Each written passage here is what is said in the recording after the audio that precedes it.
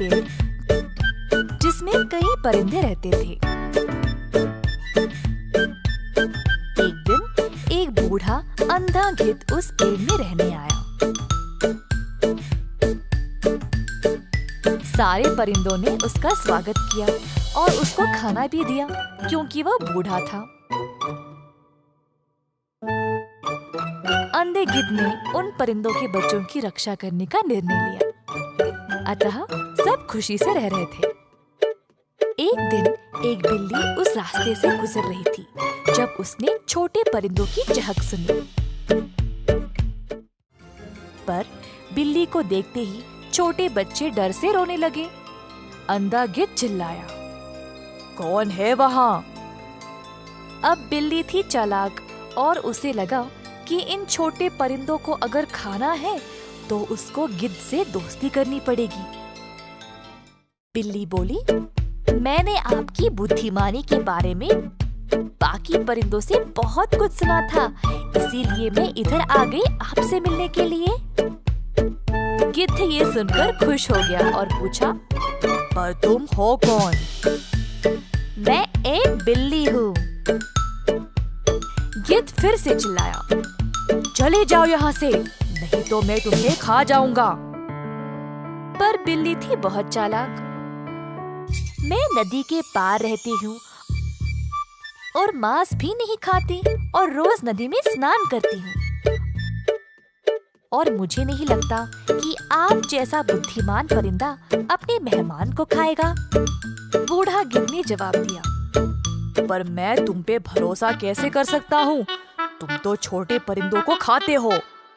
ओह, अब और नहीं खाती गुरु, बोली बिल्ली। ईश्वर उनको दंड देता है जो बाकियों को हानि पहुंचाते हैं।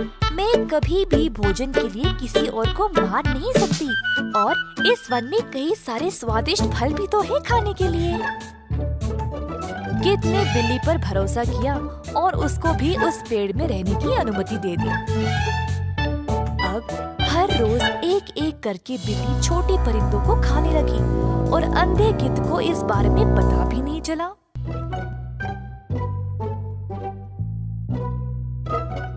जल्दी बाकी के परिंदों को पता चल गया कि उनके बच्चे घोंसलों में से गायब हैं। वे उनको खोजने लगे और उसी समय बिल्ली ने पेड़ को छोड़ा और जंगल में कहीं भाग गई। जब परिंदे गिद्ध से पूछने आए तो उन्होंने उसको सोते हुए पाया, और पता है उसके पास उनको क्या मिला? हड्डियों का ढेर। बिल्ली छोटे परिंदों को खाती थी और हड्डियों को गिद्ध के पास छोड़ देती थी। सारे परिंदे गिद्ध से बहुत ही ज्यादा क्रोधित हो गए। उनको लगा कि गिद्ध ने सबको बेवकूफ बनाया और उनके साथ विश्वासघात किया। अब परिंदों के बेचारे बच्चे मर गए थे। सब गुस्से से रोने लगे।